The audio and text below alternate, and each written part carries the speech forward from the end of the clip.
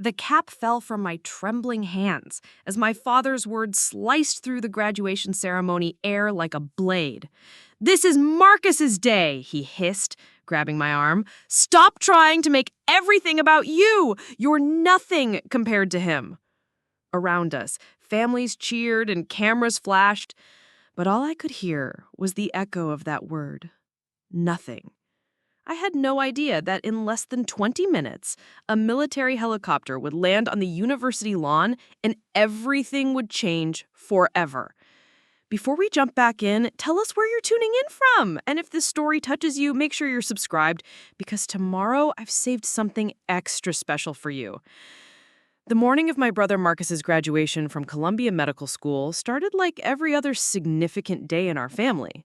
My parents, Dr. Richard Kim and Dr. Susan Kim, bustled around our Manhattan penthouse apartment with the practiced efficiency of two cardiac surgeons preparing for a complex operation. Except this time, the patient was their pride and joy, and I was just the surgical assistant nobody wanted in the room. I stood in front of my bedroom mirror, adjusting the collar of my dress uniform one final time.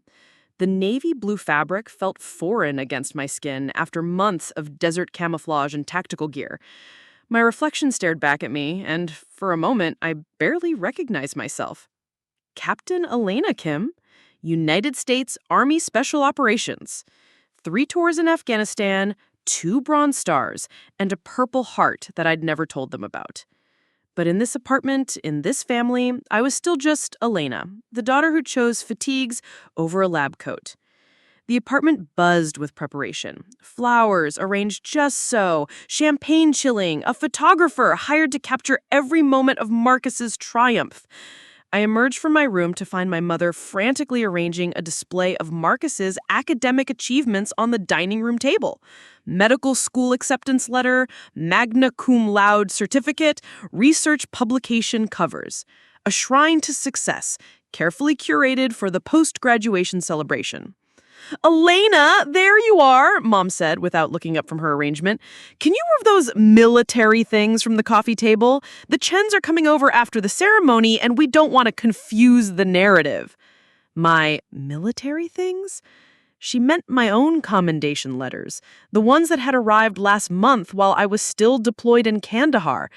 I'd left them out, hoping maybe they'd ask about them, show some interest in what their other child had been doing while dodging insurgent fire and leading extraction missions behind enemy lines. Instead, they'd become clutter to be cleared away. "Of course," I said quietly, gathering the folder of documents. Each page represented months of service, sacrifice, moments when I'd held dying soldiers in my arms or made split-second decisions that saved lives. To me, they were everything. To my family, they were just paper taking up space on graduation day. Dad emerged from his study, adjusting his tie. Dr. Richard Kim cut an impressive figure at 62, silver-haired and sharp-eyed, the kind of man who commanded respect the moment he walked into a room. He'd built his reputation on precision, excellence, and results. He expected nothing less from his children, which made my career choice an ongoing disappointment he couldn't quite hide. "Elena, you're wearing that?" he asked, taking in my dress uniform with obvious displeasure. "It's my dress uniform, Dad," I thought. "This is a medical school graduation, not a military parade. Don't you have something more appropriate, something that won't draw attention away from Marcus?" The irony wasn't lost on me. I'd worn this same uniform when I received my Silver Star 3 months ago, though they wouldn't know that. The ceremony had been classified, conducted in a secure facility with only my commanding officers present. I'd stood at attention as General Rodriguez pinned the medal to my chest and read my citation for gallantry in action during a hostage rescue operation. 18 hours of sustained combat, 2 wounded team members evacuated under fire, and 23 civilians saved. But here, in this apartment, it was just a costume that might upstage the real star. "I don't have anything else with me. I flew in directly from base." Mom looked up from her flowers with that expression I knew so well. Patient disappointment. Like I was a chronic illness she'd learned to manage but never quite overcome. "I suppose it will have to do. Just try to stay in the background during photos." Stay in the background. The words hit harder than they should have. But I'd heard variations of them my entire life. Stay quiet during dinner when Dad talked about Marcus's grades. Don't mention your own achievements when relatives visit. Make sure Marcus gets the best piece of cake, the front seat in the car, the first choice of everything, because his future mattered more. Marcus bounded into the room like golden sunlight made human. At 28, he was everything our parents had dreamed of in a child. Tall, handsome, brilliant, charming, and most importantly, following the exact path they'd laid out for him. Harvard undergrad, Columbia Medical School, and next, a residency in cardiac surgery at Mount Sinai. The Kim family legacy would continue. "Elena!" he exclaimed, pulling me into a hug that felt genuine, even if everything else in the room didn't. "I can't believe you made it. Mom said you might not be able to get leave." I pulled some strings, which was true, though they'd never know what kind of strings. The mission I'd just completed in Kabul had been so successful that when I requested emergency leave to attend my brother's graduation, my commanding officer had personally expedited the paperwork. Colonel Martinez had looked at me with something approaching awe when she approved my request. "Take all the time you need, Captain Kim. After what you accomplished last week, you've earned it." What I accomplished last week was the successful completion of Operation Silent Guardian, a joint special forces mission to eliminate a high-value terrorist target who'd been coordinating attacks against NATO forces. I'd led a 12-person team into a compound that intelligence suggested was heavily fortified and defended by at least 30 hostiles. We'd gone in at 0300 hours, neutralized the target and his command structure, and extracted without a single friendly casualty. It was the kind of mission that would normally earn headlines, except that my world didn't allow headlines. But standing in my family's penthouse, watching them fuss over Marcus's graduation cap and gown, Operation Silent Guardian felt like something that had happened to someone else. In this room, I was just Elena, the daughter who chose fatigues over a lab coat. "You look incredible in uniform," Marcus said, and I could tell he meant it. Whatever our parents' feelings about my career, Marcus had always been supportive, even if he didn't really understand what I did. Very official, very badass. "Language, Marcus," Mom warned automatically, though she was smiling. Everything Marcus did was charming, even his mild profanity. "Sorry, Mom, very professionally impressive," he corrected with a grin that made everyone in the room soften. Preparing and narrating this story took us a lot of time, so if you're enjoying it, subscribe to our channel. It means a lot to us.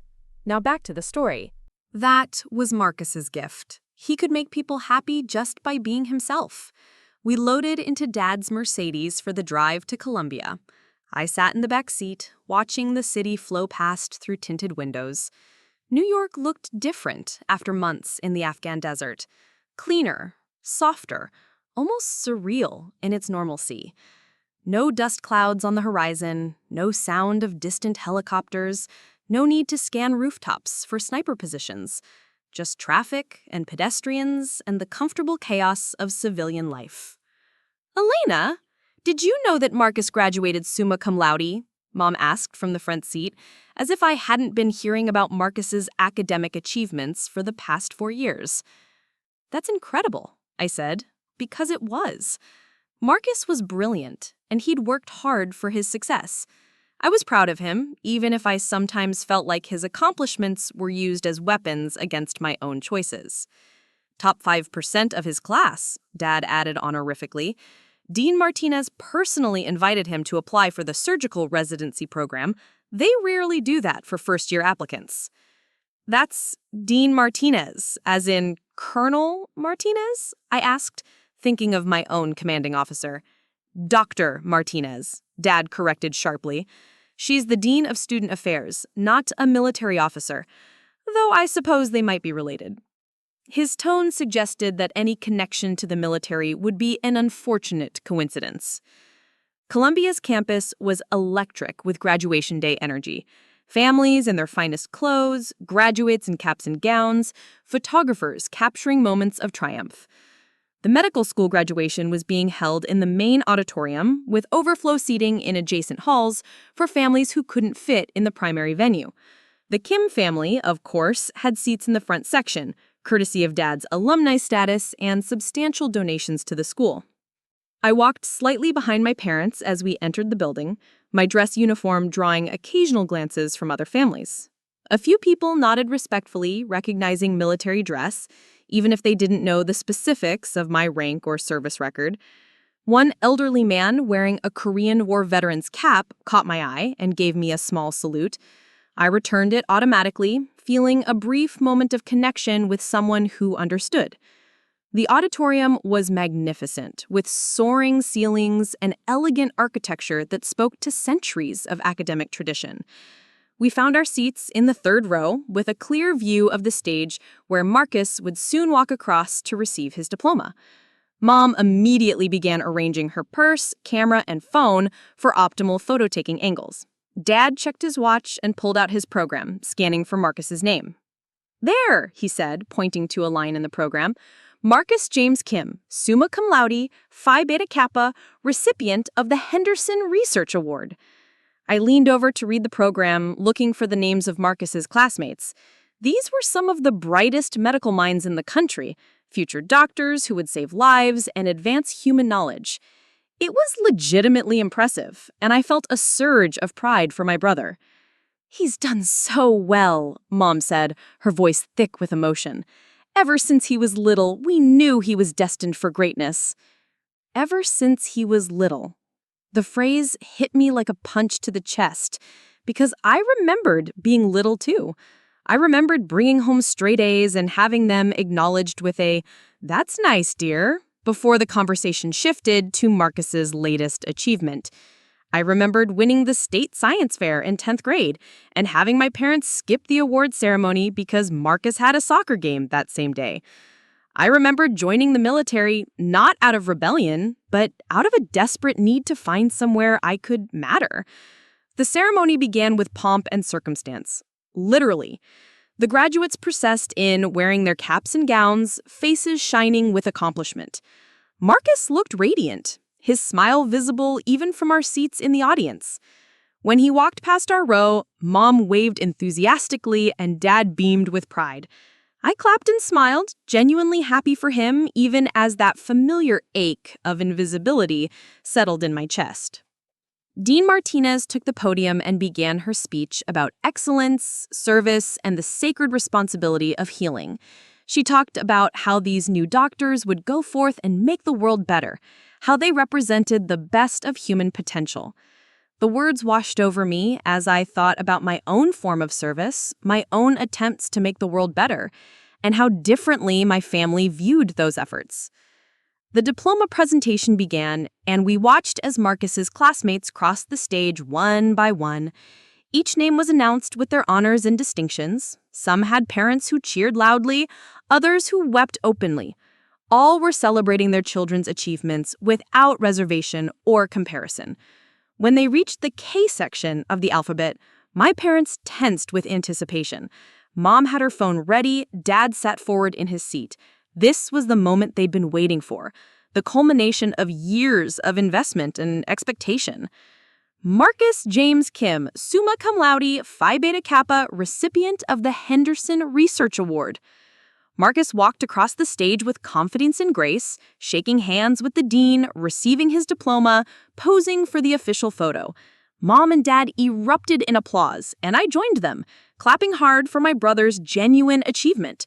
Whatever my own struggles with recognition, Marcus deserved this moment of celebration. After the ceremony, we gathered on the lawn outside the auditorium for informal photos and family celebrations. The scene was chaotic but joyful, with graduates posing with families, friends, and classmates. Marcus was quickly surrounded by his circle, all of them excitedly discussing residency plans and future career prospects. I stood slightly apart, watching the festivities and feeling like an observer rather than a participant. "Elena, come here," Marcus called, waving me toward his group. "I want you to meet some people."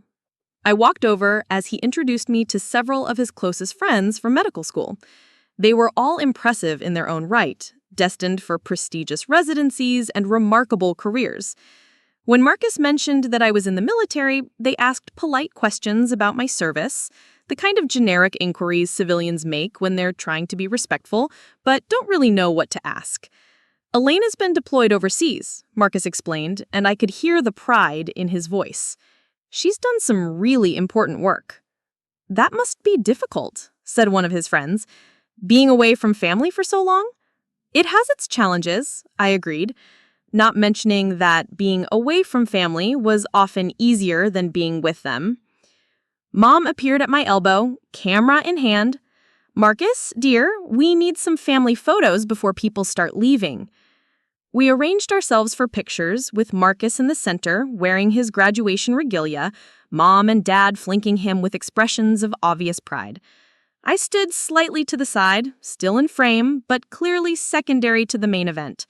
The photographer, hired by my parents specifically for this occasion, focused his attention on capturing Marcus's triumph from every angle. "Beautiful family," he said, as he snapped away. "You must be so proud of your son, the doctor." "We certainly are," Dad replied, his arm around Marcus. "Everything we could have hoped for." Everything they could have hoped for. The words weren't meant to hurt me, but they did. They suggested that I was something less than hoped for, a deviation from the plan rather than an alternative path to success. After the formal photos, other families approached to congratulate Marcus and chat with my parents. The conversations followed a predictable pattern: praise for Marcus's achievements, discussion of future plans, casual mention of the family's medical legacy. I was introduced when necessary, usually with a brief, "And this is our daughter, Elena, she's in the military," followed by a quick change of subject back to Marcus. I watched my parents in these interactions and saw them as others must see them: a successful professional couple, clearly devoted to their son's success, basking in the reflected glory of his achievements. They weren't bad people. They loved their children and had worked hard to provide opportunities for success. They just had very specific ideas about what success looked like, and my version didn't match their template. As the afternoon wore on, I found myself checking my phone more frequently. Not because I was bored, but because I was hoping for some kind of connection to the world where I did matter, where Captain Elena Kim was recognized for her contributions, where my service record spoke for itself, where I didn't have to compete with anyone for basic acknowledgement. There were no messages, which wasn't surprising. My team was still deployed. My commanding officers were busy with ongoing operations, and the classified nature of my recent mission meant that congratulations and recognition would come through official channels, if at all. "Elena, you're being antisocial," Mom said, appearing beside me as I scrolled through my empty inbox. "This is a family celebration. Put the phone away." "Sorry," I said, slipping the device back into my pocket. "Just checking for any urgent communications." "More urgent than your brother's graduation?" Dad asked, having overheard. His tone was light, but there was an edge underneath. "No, of course not," I replied automatically. Though if I was being honest, the secure communications waiting for me back at base probably were more urgent than this celebration. People's lives often depended on the decisions I made and the missions I led. But saying that out loud would only make things worse. The hired photographer reappeared, suggesting more family shots in different locations around the campus. We dutifully trooped from spot to spot, posing against brick buildings and beneath ivy-covered archways. Marcus remained the star of every shot, his graduation cap and gown marking him as the reason for the celebration. I smiled when directed, stood where positioned, and tried to look appropriately happy for my brother's success. "Let's get one of just Marcus and his parents," the photographer suggested at one point. "A nice intimate shot of the graduate with the people who made it all possible." I stepped out of frame automatically, used to being edited out of the significant moments. As I watched my parents pose with Marcus, their faces glowing with pride and satisfaction, I felt that familiar sense of being an observer of my own family's life, rather than a participant in it. "And now one with the whole family," the photographer continued, waving me back into position. We arranged ourselves again, but something had shifted in the dynamic. The intimate shot of the three of them had captured something essential, something complete. Adding me back in felt perfunctory, like we were checking a box rather than documenting a genuine moment. Other families around us were having similar photo sessions, but their energy felt different, more inclusive, less hierarchical. I watched a family nearby where both adult children were being celebrated equally, their parents switching back and forth between them as they captured different combinations and groupings. It struck me that I'd never experienced that kind of balanced attention. "I think we have enough photos," Mom announced finally, checking her camera to review the shots. "These should be perfect for the holiday cards." Holiday cards that would feature Marcus's achievement prominently, with the family gathered around him in support. I wondered if my dress uniform would make the final cut, or if I'd be cropped out in favor of a cleaner narrative.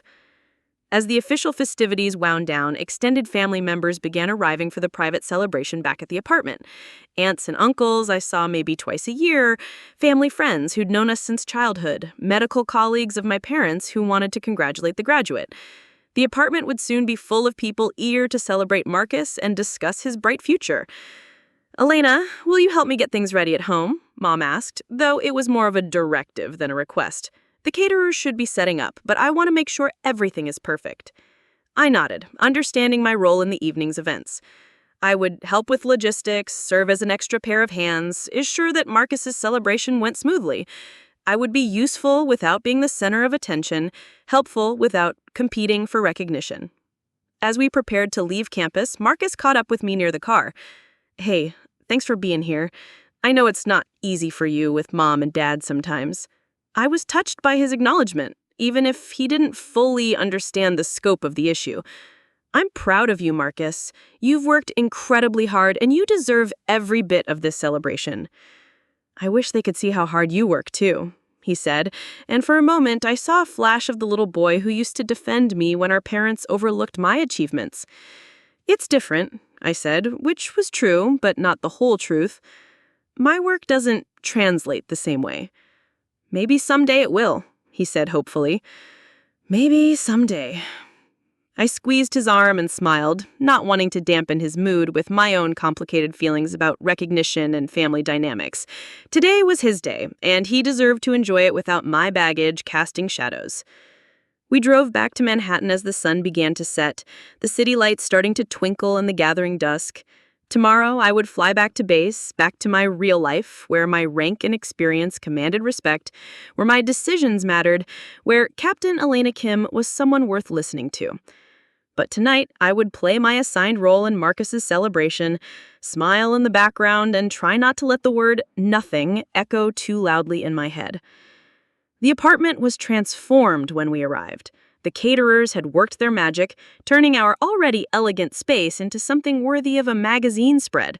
Flowers everywhere, a champagne fountain, servers in crisp uniforms ready to tend to our guests' every need. It was beautiful, impressive, and completely centered around Marcus's achievement. I went to my room to freshen up before guests arrived, catching sight of myself in the mirror again. The dress uniform still felt foreign, like I was playing dress up in someone else's clothes. But it represented something real, something I'd earned through sacrifice and service. Even if my family couldn't see its value, I knew what it meant. 20 minutes until the guests would start arriving. 20 minutes until I would smile and make small talk and deflect questions about my own life while directing conversation back to Marcus's triumph. I had no idea that in those same 20 minutes, a classified communique was being transmitted from the Pentagon to my commanding officer. I didn't know that Operation Silent Guardian had been reviewed at the highest levels of government. I couldn't have imagined that my name was being discussed in rooms where national security decisions were made. I straightened my uniform one final time and prepared to rejoin my family celebration, unaware that very soon, everything would change in ways I could never have anticipated. The first guests arrived at 7:30 sharp, filling our apartment with the kind of sophisticated chatter that comes naturally to New York's medical elite. Dr. Chen and his wife swept in wearing designer clothes and practiced smiles, immediately gravitating toward Marcus like moths to flame. Behind them came a steady stream of colleagues, family friends, and relatives, each bearing congratulations and expensive gifts wrapped in tasteful paper. It was a role I knew well. The helpful daughter who ensured everything ran smoothly while others took center stage. Mom had changed into an emerald cocktail dress that complemented her jewelry perfectly, and Dad wore his best suit with the confidence of someone accustomed to being the most important person in any room. Elena, darling, Aunt Margaret exclaimed as she entered, air-kissing both my cheeks in the European style she'd adopted after living in Paris for 6 months 20 years ago. Don't you look official in that uniform? Still playing soldier, I see. Playing soldier. As if the past 8 years of my life had been an elaborate game of dress-up instead of actual military service. Still serving my country, I replied with a smile that didn't reach my eyes. How noble, she said in a tone that suggested nobility was quaint but impractical. And Marcus, oh my goodness, Marcus looks absolutely radiant. A doctor at last! Your parents must be beside themselves with joy. She swept past me toward the guest of honor, leaving behind a cloud of expensive perfume and casual dismissal. I watched her approach Marcus with the kind of enthusiasm she'd never shown for any of my achievements, even when I'd graduated summa cum laude from West Point. That accomplishment had earned a polite, "How interesting," at a family dinner before the conversation immediately shifted to Marcus's pre-med courses. The evening progressed with predictable rhythm. Guests circulated through our apartment, champagne glasses in hand, engaging in the kind of conversations that happen at celebrations of academic achievement. Medical terminology mixed with gossip about hospital politics and speculation about various residency programs. Marcus moved through it all with natural grace, accepting congratulations and discussing his future plans with the confidence of someone whose path had always been clear and supported. I found myself in conversations that followed a familiar pattern. Someone would ask about my work. I would give a brief explanation of my military service. They would make polite but uninterested responses, and then we would quickly move on to discussing Marcus's graduation or my parents' latest medical conference presentation. It wasn't malicious exactly, but it reinforced my position as the family member whose achievements didn't quite fit the narrative everyone preferred. "Elena, come meet Dr. Williams," Mom called from across the room. "She's the chief of surgery at Presbyterian, and her daughter just started medical school at Johns Hopkins." I dutifully walked over to be introduced, knowing that Dr. Williams would probably spend 30 seconds asking perfunctory questions about my military career before launching into detailed discussion of her daughter's medical school experience. It was a script I had lived through dozens of times at similar gatherings. "Captain Kim?" Dr. Williams said, extending her hand with professional courtesy. "Your mother tells me you're in the Army. That must be challenging work." "It has its rewards," I replied, shaking her hand and noting the firm grip that suggested she was accustomed to commanding respect in operating rooms. "I imagine so. My nephew served in Iraq several years ago. Came back with some difficult stories." Her expression grew briefly serious before brightening again. "But enough about that. I was just telling your mother how impressed I am with Marcus's research publication. Cardiac surgical techniques are evolving so rapidly, and his work shows real promise for advancing the field." And there it was, the pivot back to Marcus that happened in every conversation. Not that I blamed Dr. Williams or any of the other guests. Marcus's achievements were genuinely impressive and relevant to their professional interests.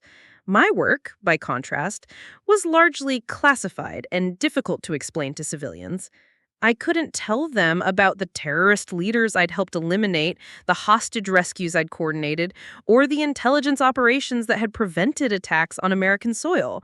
My most significant accomplishments were secrets, while Marcus's were celebrated in medical journals. As the party continued around me, I retreated to a quieter corner near the windows overlooking Central Park. The city sparkled below us, millions of lights representing millions of lives going about their evening routines. Somewhere out there, other military families were probably having their own gatherings, celebrating their children's service and sacrifice. But in this room, in this family, military service was something to be acknowledged politely and then set aside in favor of more impressive topics. My phone buzzed with an encrypted message, the kind that usually meant urgent communications from my command structure. I glanced around to make sure no one was watching before checking the screen. It was from Colonel Martinez, marked Priority Urgent. The message was brief but cryptic, typical of military communications that had to remain secure even on encrypted channels. "Captain Kim, Return call immediately upon receipt. Significant developments regarding recent operations. Time sensitive. I stared at the message, my heart rate increasing slightly. Significant developments regarding recent operations almost certainly meant Operation Silent Guardian, the classified mission I'd completed just days before requesting leave. Time sensitive suggested something had changed, possibly something that required my immediate attention. But I was in the middle of my brother's graduation party, surrounded by family and friends who expected me to play my assigned role as the supportive sister who stayed in the background. I looked around the room at the celebration continuing without my participation. Mom was showing off Marcus's diplomas to a group of her medical school friends. Dad was deep in conversation with several hospital administrators about funding for cardiac research. Marcus was surrounded by his own classmates, all of them young and brilliant and full of plans for changing the world through medicine. No one was paying attention to me, and no one would notice if I stepped away to make a phone call. But stepping away to take a military communication during Marcus's party would be exactly the kind of thing my family criticized me for. Putting duty before family, choosing the military over personal relationships, being unable to set aside my work even for important family moments. I'd heard those accusations countless times over the years, usually delivered with disappointment rather than anger, as if my commitment to service was a character flaw they hoped I'd eventually outgrow. But Colonel Martinez didn't use the words time-sensitive casually. In 8 years of military service, I'd learned to recognize when something genuinely urgent was developing. The message suggested that whatever had happened was significant enough to potentially recall me from leave, important enough to interrupt family time that my commanding officer knew I rarely took. I slipped out of the main party area and made my way to my childhood bedroom, closing the door behind me before placing the secure call. Colonel Martinez answered on the first ring, her voice carrying the kind of controlled excitement that preceded major announcements. "Captain Kim? Thank you for responding quickly. I hope I'm not interrupting anything important." "Just a family celebration, ma'am. My brother's medical school graduation." "Congratulations to your family. I'm afraid this call may change your evening somewhat. We've received communication from the highest levels of command regarding Operation Silent Guardian. Are you in a secure location where we can speak freely?" I looked around my childhood bedroom, with its remnants of teenage posters and academic achievement awards gathering dust on shelves my parents hadn't bothered to update. Secure from enemy surveillance, certainly, but not from the emotional weight of being surrounded by evidence of a younger version of myself who'd still believed she could earn her family's pride. "Yes, ma'am, secure location." "Excellent. Captain Kim, the success of Operation Silent Guardian has been reviewed at levels far above our command structure. The terrorist cell you eliminated had been planning an attack on American soil that would have resulted in significant civilian casualties. Your actions prevented what intelligence analysts are calling a potential catastrophic event." I absorbed this information while staring at a faded photograph on my desk, a picture of Marcus and me as children, both smiling and covered in mud after building an elaborate fort in our backyard. Back when we were just siblings, before our parents' expectations had sorted us into categories of success and disappointment. "I'm glad the mission was successful, ma'am, but I'm not sure why this requires immediate communication during my leave." Colonel Martinez's voice took on a different quality, something that sounded almost like awe. "Captain Kim, you're being awarded the Distinguished Service Cross. The ceremony will be conducted by the Secretary of Defense himself, with full military honors and media coverage. This is the second highest military decoration for valor, Elena. Do you understand what this means?" The Distinguished Service Cross? I'd heard of it, of course, but I'd never imagined receiving it myself. It was the kind of award that marked military careers, the kind of recognition that elevated officers to national prominence. It was also the kind of achievement that would be impossible for anyone to ignore or minimize. "When is the ceremony scheduled?" I asked, my mind racing through the implications. "Tomorrow afternoon at Arlington National Cemetery. full dress uniform, media present, family invited if you choose. The Secretary of Defense specifically requested that this ceremony receive significant publicity to highlight the ongoing counterterrorism efforts. Your achievement will be featured prominently in national news coverage. Tomorrow afternoon? Less than 24 hours from now, I would be standing at Arlington receiving one of the military's highest honors while cameras rolled and reporters documented every moment. The same family members who are currently treating my service as an inconvenient distraction would be watching their daughter and sister receive recognition at the highest levels of government. Captain Kim, are you still there? Yes, ma'am. I'm processing the information. I need to know if you'd like family members to attend. We can arrange secure transportation and provide them with appropriate briefing materials about the ceremony's significance. This is your moment, Elena. You've earned recognition that reflects not just your recent actions, but your entire record of service. Through my bedroom door, I could hear the party continuing in the main apartment. Laughter, conversation, the clink of champagne glasses celebrating Marcus's achievement.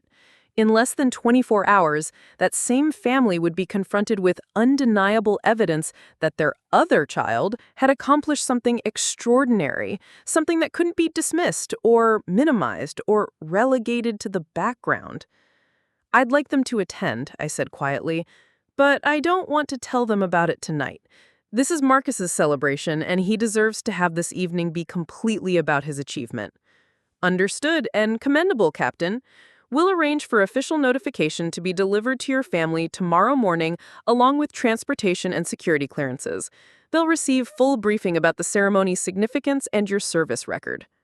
After ending the call, I sat in my childhood bedroom for several minutes, trying to absorb what had just happened. Tomorrow, everything would change. Tomorrow, my family would learn that their daughter, who chose fatigues over scrubs, had been selected for one of the nation's highest military honors. Tomorrow, the word nothing would be proven utterly and completely wrong. But tonight was still Marcus's night, and I had a role to play in his celebration. I returned to the party with a different energy, though I tried to keep it subtle. The conversations continued around me, the same pattern of polite acknowledgement of my service, followed by enthusiastic discussion of Marcus's future. But now, I carried the knowledge that tomorrow would bring a fundamental shift in how my family understood my value. "Elena, you disappeared," Marcus said, appearing at my elbow with 2 champagne glasses. "Everything okay?" "Just needed a moment to check messages," I said, accepting the champagne and noting how natural it felt to deflect questions about my military responsibilities. "Sorry, back to celebrating you." "You know, I've been thinking about what you do," he said, his tone more serious than the party atmosphere warranted. "I mean, really thinking about it. I save lives in sterile operating rooms with teams of trained professionals and backup systems. You save lives in hostile territory with limited resources and people shooting at you. That takes a different kind of courage." His words hit me harder than I expected, partly because they came from genuine understanding rather than polite acknowledgement. Marcus had always been more perceptive than our parents gave him credit for, more aware of family dynamics that everyone else pretended not to see. "We both chose service," I said simply, "just different kinds." "Maybe, but I chose the kind that gets recognition and celebration and fancy parties. You chose the kind that happens in shadows and never gets public credit." He looked around the room at the gathering in his honor. "Sometimes I wonder if you got the better deal. At least your work matters whether anyone notices it or not." I stared at my brother, this brilliant young doctor who just identified something I'd spent years trying to articulate. His success wasn't diminished by recognition, but it was dependent on it in ways that mine wasn't. The lives I had saved would remain saved whether my family understood my service or not. The terrorists I had helped eliminate would stay eliminated regardless of anyone's opinion about military careers. My work had inherent value that existed independently of external validation. "Your work matters too," I told him, "and tomorrow you start a residency that will save countless lives. That's worth celebrating." "Thanks," he said, squeezing my shoulder. "And Elena, for what it's worth, I'm proud of you. even if I don't always understand exactly what you do, I know you're making a difference. The party continued around us, but for a moment we stood together as siblings rather than as the successful son and the disappointed daughter. Tomorrow would bring changes that neither of us could anticipate, but tonight we had this moment of mutual respect and understanding. As the evening progressed, I found myself observing my family with new eyes. Mom, gracious and elegant as she guided conversations and ensured everyone felt welcome. Dad, confident and commanding as he discussed medical innovations and research funding. They weren't malicious people. They'd simply built their lives around a very specific definition of success, and my choices had never fit that definition. Tomorrow, they would learn that success came in forms they hadn't considered, that their daughter's alternative path had led to achievements they couldn't have imagined. The ceremony at Arlington would be broadcast nationally, my name would be spoken by the Secretary of Defense, and my service record would be read aloud for the world to hear. The daughter they'd relegated to the background would suddenly be thrust into a spotlight too bright to ignore. But more than the external recognition, more than the vindication or the proof of worth, tomorrow would represent something else entirely. It would mark the moment that I stopped needing their approval to know my own value. The Distinguished Service Cross was meaningful not because it would force my family to acknowledge my achievements, but because it represented official confirmation of what I had always known to be true. I had chosen a path of service and sacrifice, and I had excelled on that path regardless of whether anyone in this room understood or appreciated it. The last guests began leaving around midnight, offering final congratulations to Marcus and polite farewells to the rest of the family. I helped clean up, carrying champagne glasses to the kitchen, folding chairs that had been brought in for the additional seating. It was the same kind of supportive role I'd played throughout the evening, helpful but secondary, present but not central to the main event. "That was lovely," Mom said as we finished cleaning up. "Marcus looked so happy, and everyone was so impressed with his achievements." "It was a beautiful party," I agreed. He deserves all the celebration. You were very well behaved tonight, Dad added, which I suspected was his version of a compliment. No military emergencies or urgent calls to distract from the festivities. If only he knew how wrong he was about that. If only he understood that the urgent call I'd taken had changed everything, though the effects wouldn't be visible until tomorrow. Instead of responding to his backhanded praise, I simply nodded and continued helping with the cleanup. Later, as the apartment returned to its normal state and my family prepared for bed, I sat alone in the living room looking out at the city lights. Tomorrow morning, official military vehicles would arrive at this building to deliver news that would reshape everything my family thought they knew about my life and career. By tomorrow afternoon, the daughter they'd called Nothing would be standing at Arlington receiving one of the nation's highest honors for military service. The irony wasn't lost on me. For years, I'd craved exactly this kind of recognition from them, this proof that my choices had value, this vindication of my alternative path. But now, on the eve of receiving it, I realized that their acknowledgement was no longer necessary for my own sense of worth. I had built a life and career based on service and sacrifice, and that work had meaning regardless of whether my family understood it. My phone buzzed with another encrypted message from Colonel Martinez, this one containing logistics for tomorrow's ceremony. Transportation would be provided, security clearances had been arranged, and media coverage would include both print and broadcast journalism. The ceremony would be conducted with full military honors, befitting the significance of the award and the nature of my service. I read through the details while the apartment grew quiet around me. My family slept peacefully, unaware that their morning would begin with official notification that would change everything they thought they knew about their daughter and sister. Marcus dreamed of his bright future in medicine, Mom and Dad rested after successfully celebrating their son's achievement, and I sat awake, preparing for a day that would finally, definitively prove my worth to people whose approval I was learning I no longer needed. But proving that worth would still feel satisfying, even if I no longer required it for my own peace of mind. Tomorrow the helicopter would land, and everyone would finally understand what Captain Elena Kim had been doing all those years they'd been looking the other way. The city continued its restless energy outside our windows. Millions of people living their lives without any awareness that tomorrow would mark a significant moment for military families everywhere.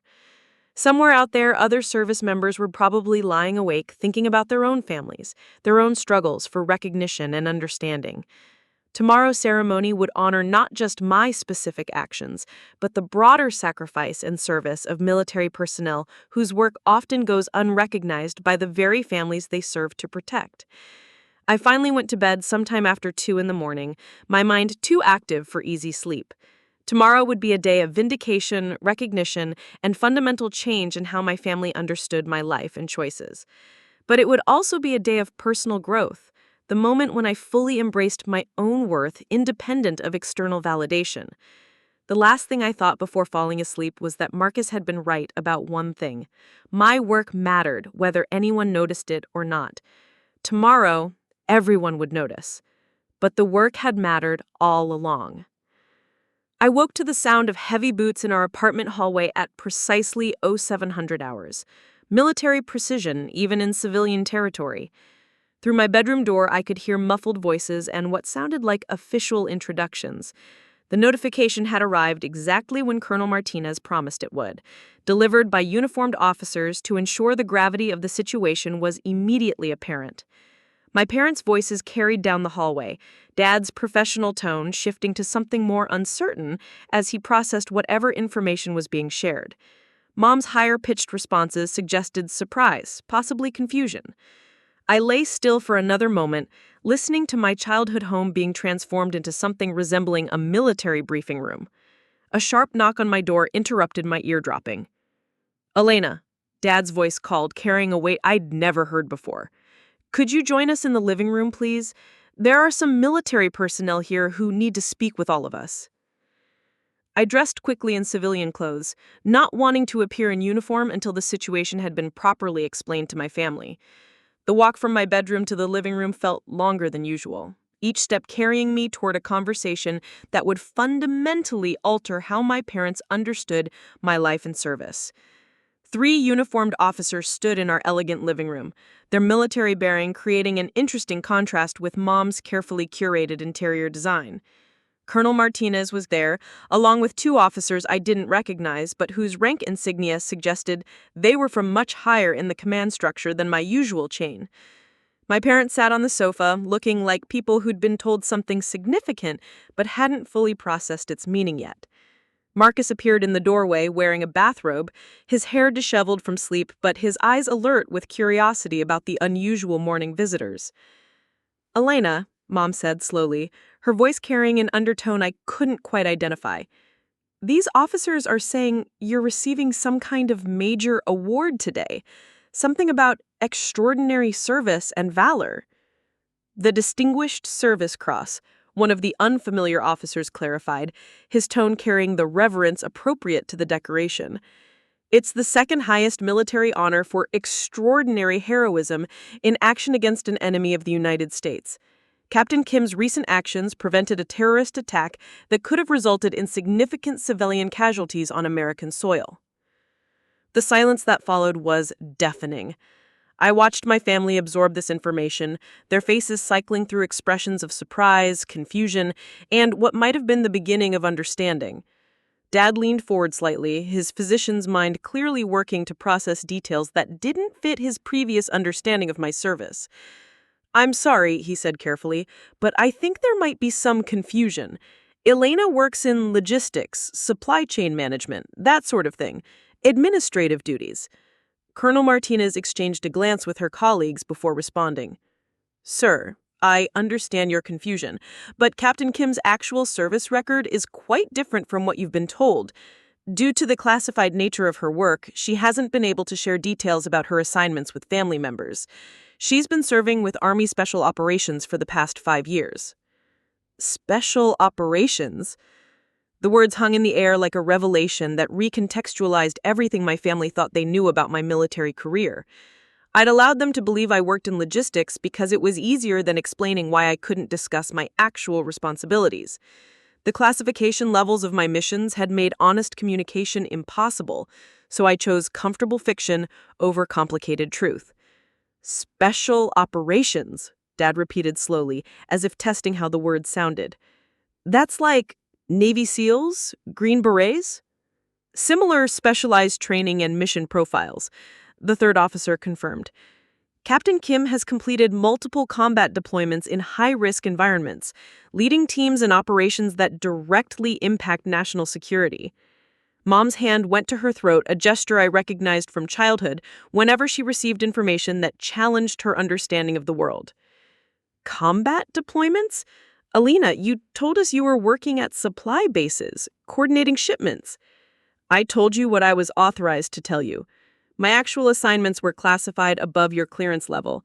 I couldn't share operational details without violating security protocols.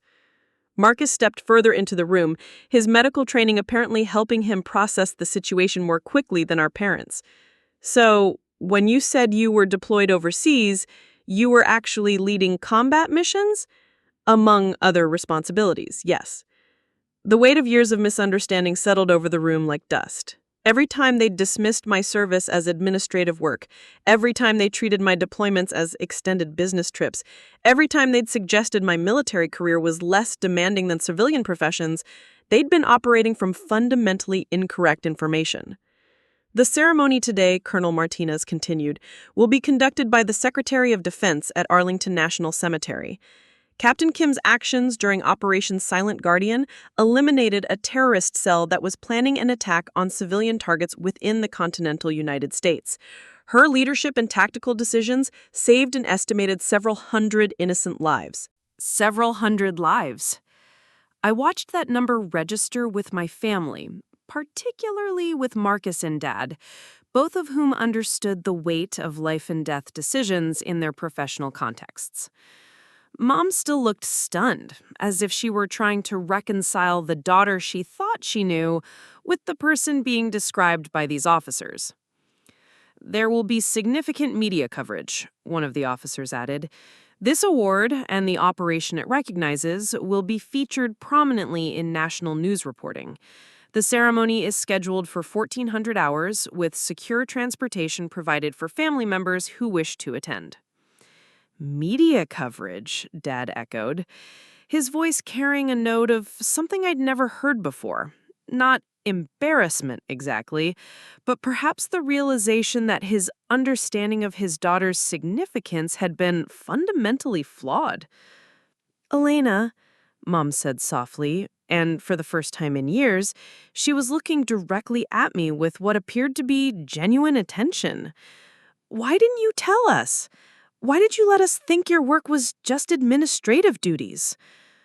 Because classified means classified, I replied. Because operational security matters more than family conversations.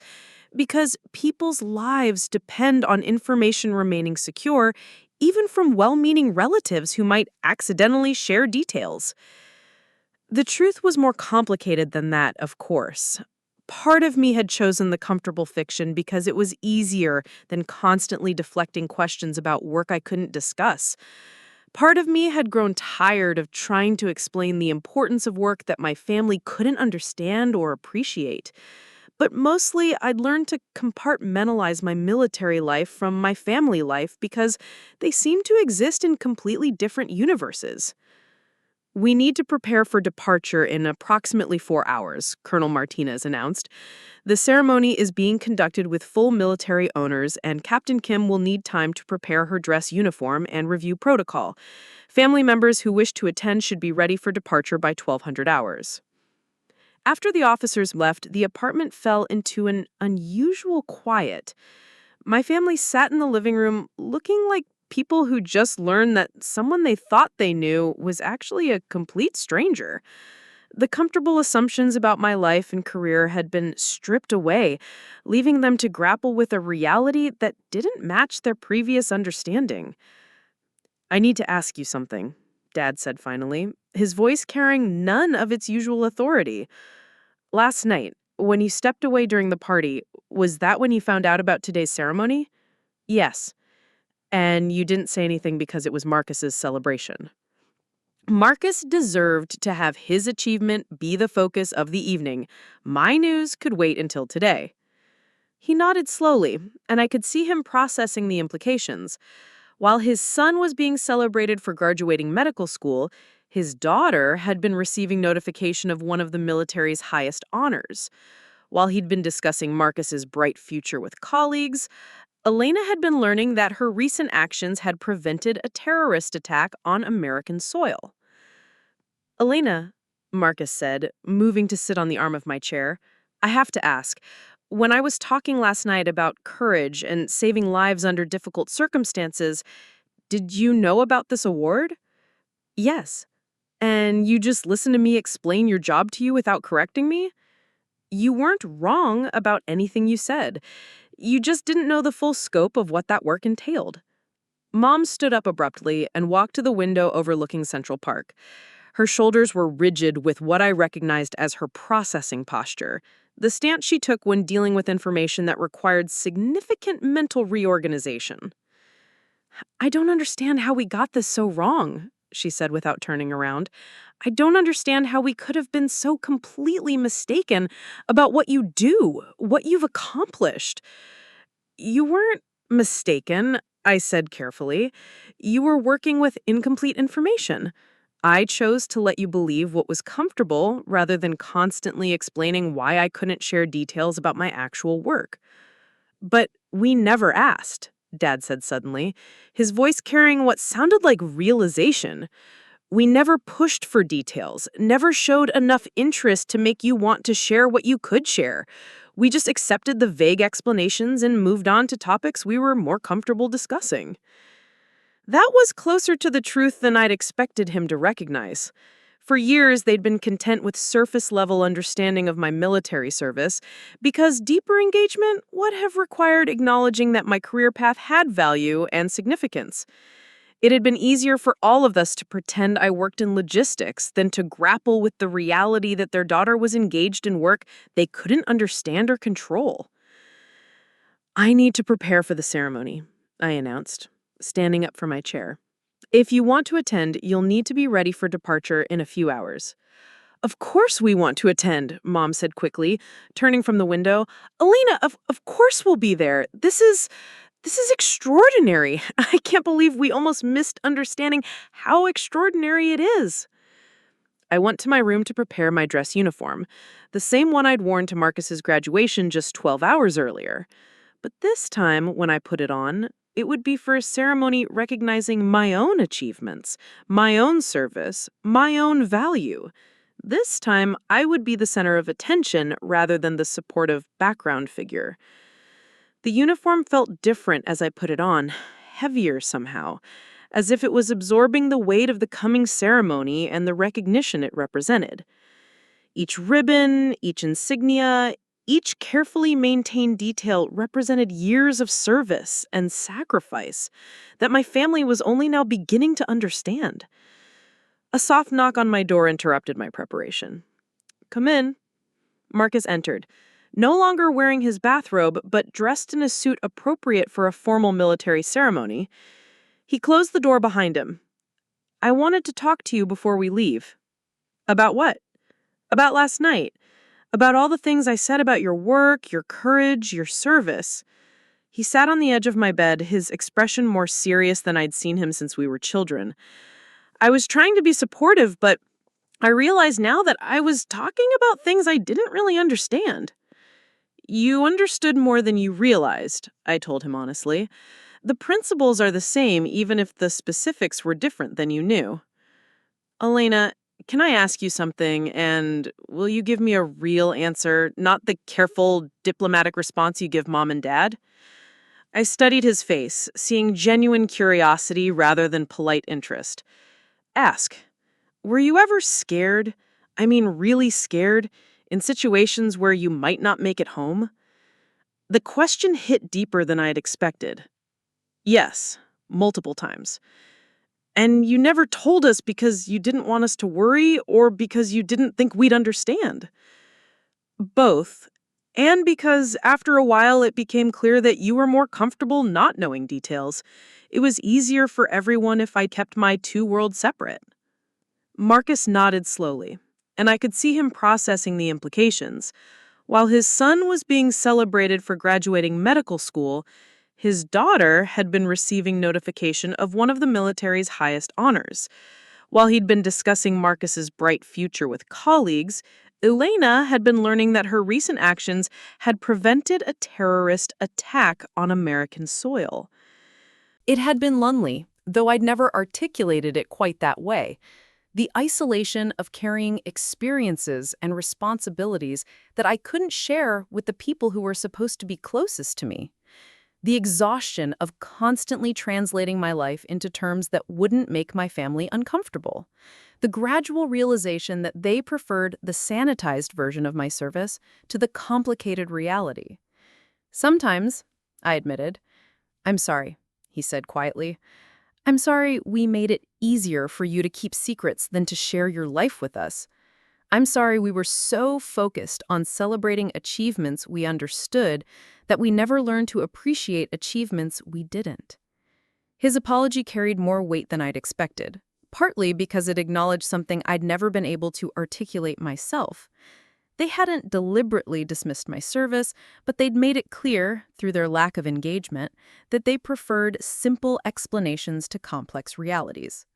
"Marcus, you don't need to apologize for graduating medical school or for mom and dad being proud of your achievements. You've earned every bit of recognition you've received." Maybe, but I'm starting to understand that recognition isn't a zero-sum game. Mom and dad being proud of me didn't require them to be dismissive of you. There was room for both of our successes in this family. We just never made that room. A knock on my door interrupted our conversation. "Elena," Dad's voice called. "The transportation has arrived." I looked out my window to see 2 black SUVs parked outside our building, their government plates and subtle security detail marking them as official military transport. In a few hours, I would be standing at Arlington National Cemetery, receiving one of the nation's highest military honors, while cameras documented every moment. "Are you ready for this?" Marcus asked as I gathered my cover and gloves. "I've been ready for this recognition my entire military career," I said honestly. "I'm just not sure I was ready for my family to finally understand what that recognition means."